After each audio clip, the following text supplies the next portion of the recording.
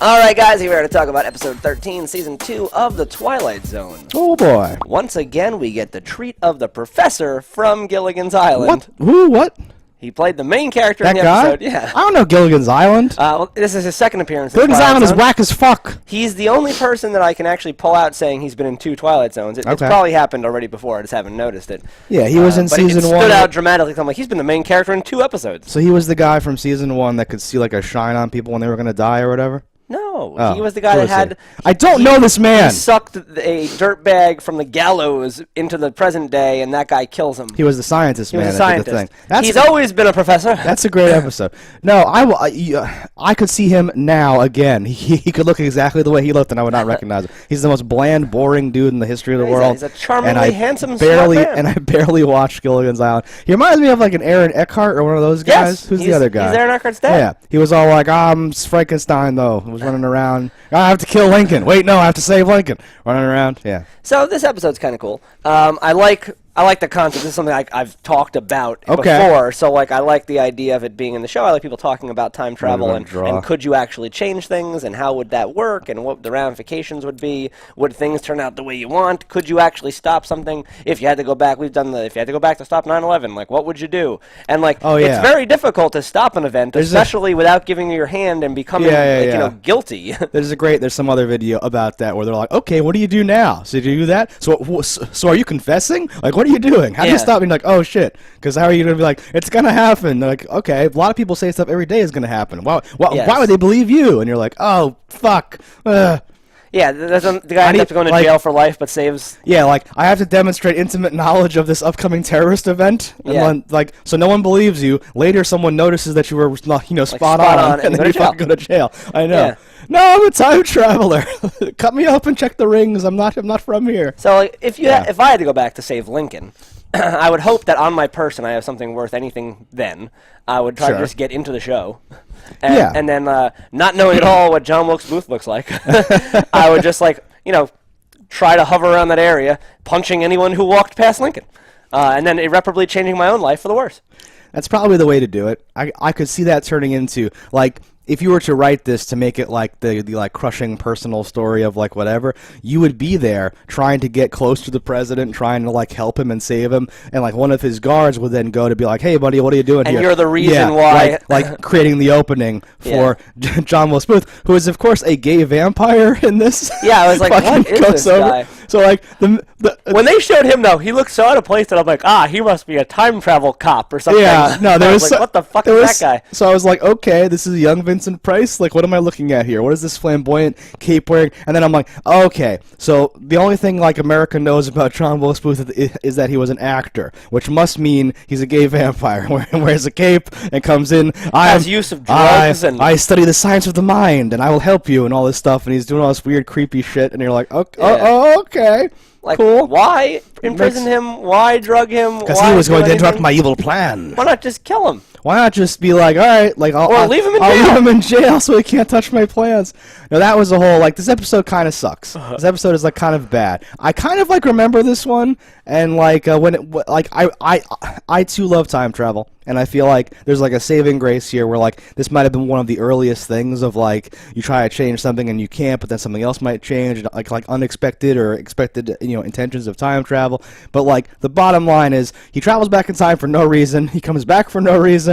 Yeah. And their thesis statement seems to be, well, you can change certain things as long as they're not important, subjectively. But he's basing that only on one experience where his attempt was pretty flawed to begin with. The whole thing's crazy, yeah. If you really wanted to change that and you went back in time prepared, you could 100% change that. I don't think anything could get in your way. If you were like, nope, I've got body armor and a gun, I'm saving the president. I'm RoboCop, I'm coming pretty here. Much. No, Rod Serling's ending says the tapestry of history is tightly woven, except that certain loose threads can be chain.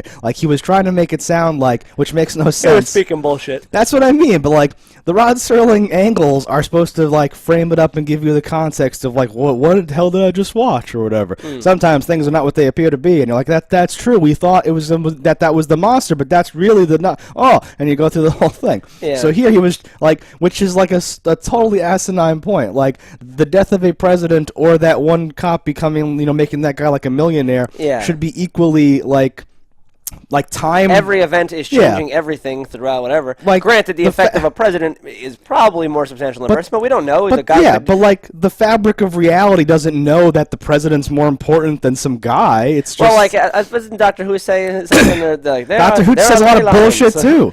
Then there are blah blah that shaped history throughout the There's something on your back. Yeah. No, yeah, and you can, I could construct some goofy fake science arguments about how, multiple events, point to something, and if you change one, the pull is still too strong or something, some crazy thing like that. But, just the idea of, you can change minor things, like the entire lineage of this family to make a dude, a millionaire or something Butler, like though, that. was pretty cool. I liked that part, to me, was more interesting than all the back with Because that part was kind of... Because that car was kind of shabby, and I was like, all right, you did what you could. But because it was loose and didn't really make sense. It's like, well, why did he get him out of jail? Why did he drug him? Why did he do this? Why did he do that? And it cuts to a crowd at one point. It just says the president's dead, and then it cuts to stock footage of a crowd from a village in a Frankenstein movie or something. It made no sense. And then he looks out the window oh no, it's it was really poorly, goofily thrown together or something. It also shows how the world so when you see the cop. I'm like, For some reason, I was like, did cops look like that during Lincoln's day? Didn't think that. I don't know what I was picturing. They get in police boxes and they fly around. Very, very strange when you actually look at time in different periods and see things. You're it's not been that long. Okay. So isn't it crazy? Right, you're just they had police then, I guess. Yes, good. They didn't have whatever the fuck. Or we'll ask the constable. Or when you see an old military guy and you're it looks like a military guy. Well, whenever I picture the Civil War, I picture militias and sheriffs and stuff. I don't picture blue and black police. I don't picture the police as we know it. We're that looks kind of like a British police now. I don't get that. I don't picture that correlation. They may have even gotten it wrong. I don't even know. They may have. They might have been whatever. Now, police costumes through history don't have quite as much. If you go back to that Jack the Ripper time, there's there's one. It's the same costume. Well, but there's one costume there, and then you have modern LAPD, NYPD, the vest and the little things the walkie-talkie and the little curly wires connecting things and all the different pouches, and you have that look. There's really no other looks. Whereas military, if you go back, there's all these crazy, awesome historical looks, and then there's even the more recent World War One. Hell, come on, buddy. Those looks and all that stuff. The helmets change dramatically. Yeah, and the fancy pants that are tucked in and get all poofy and weird from British guys and all that stuff. The weird Juniper's? The weird pilot things. No, thank you. I'm full. But this episode, again, the middle, not too strong. I thought the beginning, I liked the conversation, and I liked the end. I like coming full circle. I thought the guy that played the butler originally and then turned into the rich guy, his acting was great. Yes. I thought his delivery was fun, and he took a pause. He's like, were you a busboy here? And he's like, now listen. No, I don't want to appear to be a snob, but I've been in this club since before you were in diapers. Yeah. You go fuck yourself. That was great. Oh. No, I totally agree. I like that we don't forget to highlight that, because a lot of this old stuff, because they were shooting on film, they were cranking them out. They're actual actors doing stuff, right? But so all the more reason to get people who can actually, in that one episode, the aging actor guy that had to give 3 speeches. That was all he did basically, and I was like, oh wow, this guy's actually great. I could just listen to him talk or something like that. And this too, the professor Gilligan. What's his name? Professor Gilligan. That guy was really good. The professor. I know. Who do you think is your favorite actor of the episodes we watched up till now? Jesus fucking Christ. It's hard, because I sometimes like a dude that's really wacky, the Time Enough at Last guy was really out there and crazy, but I kind of like a more subtle, they always ruin it though. I'm trying to rapidly run through just the stuff we've talked about today, because the cowboy from the past was pretty good. Sure. I like speeches. I'm a sucker, I think, for that. When he's all oh, your warm bed and your full belly. What's morality to me though when it's cold and when I'm blah blah blah, all that stuff. I like the devilly characters, so I either Chubbs, Mr. Cadwallader, or something like that. Chubbs I thought was really good, and I like the guy who's Chubbs? Chubbs was in the gambler guy's hell/heaven. Oh, his name was actually Chubbs. Well, the guy called him Chubbs. That's like a thing. He was I don't know, Chubbs. I like that guy. Yeah. And then I like the guy that gave the guy immortality. Mr. Cadwallader. Yeah. Well, you see here, we can make a deal. Yeah. No. That's what I mean. Like certain people are certain characters, such like niches or archetypes or whatever. Where you're like, even like we'll just say some of the female characters, even like the nagging like shrewish stuff, or like the wow you listen here and all that stuff. Like I like certain people that really nail something. The one from the camera, really the lady from the camera episode, I liked her a lot. It can show you like 30 seconds in the future or something. She was kind of like, I don't know, Mr. J, doing like a thing. Yeah, no. Something about her, interesting. There've been a lot. Like I think it's almost rare, and we do highlight it when like there's a really bad performance where you're like, God damn. Have not been a ton of them. No, there have not been, and I wish I could like remember when I'm kind of stalling here and just talking, trying to, but that won't happen.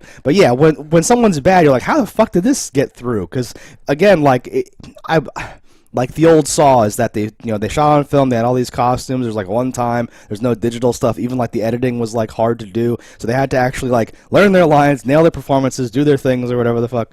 The only guy that stands out, and I think it was just writing, I don't think it was his actual acting that was bad, was the boxer. What was his name? Like Bo something or... Yeah, when the kid like wishes him to be. We know so much about the Twilight Zone now. God no, Bo Diddley. What was his name? Not Bo Diddley. It was not. It was Bo a name Diddley. that like you never hear. It was like. Oh, I don't know. I forget. I'm not just how it was how he like shot on that kid. I was like, this guy's terrible. I hate him. This guy's awful.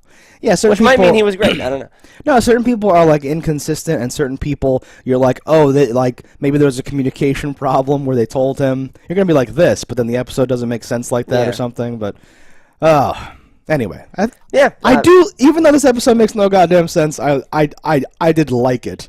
It was not like bad. Yeah, it wasn't one of the chore episodes to watch, but what's really the shame of the Twilight Zone is there are some episodes that are so good that like it holds a heavy weight against every episode. It's getting that way. Like that episode where it's the three different people's point of views and they eventually are disappearing. Yes. Like that episode was so good to me. Yes. And creepy, and I didn't know what was happening, and like it was great. And it gave you like feelings or whatever. Yes. And even the parts that weren't anxious feelings. Yeah, but even the parts that weren't supernatural, like when the guy's on the phone talking and you don't hear the other side, then he comes back and then stuff's different. Like all these like little acting things and choices and all that stuff. When he goes to talk to his friend who's like in the like still in the hospital and all that stuff, like those make you feel something. So it's not just the mind fuck of like people disappearing or like whatever. Yeah. It's this feeling. Like this episode, I didn't feel a lot, but I got this cool premise to like think through and like talk about or whatever the fuck. So if it gets the gears spinning, I'm like, it was a good episode. Yeah, like one of the pillars. Like at this point, we've seen so many episodes that have varied so wildly that I really only shit on an episode completely if it fails in like every way. Yeah. Like you have to have good production or acting or whatever. You have to have like a mind fuck, like oh my god, mankind's own downfall is our own selfishness. Or you have to have like a cool premise where I'm like, wow, what if you could just make a robot and then if something happens, you do this, like weird stuff like that, right? Yeah. So that was this episode, guys. Time travel. I'm a big fan of time travel. This episode was pretty good. It was all right. Let us know in the comments below what you thought about this. Do you have any time travel theories? Don't die in a fire, and we'll see you next time. Hello, internets. I just love watching JustDaggers. If you've enjoyed this video as much as I have, click that subscribe button.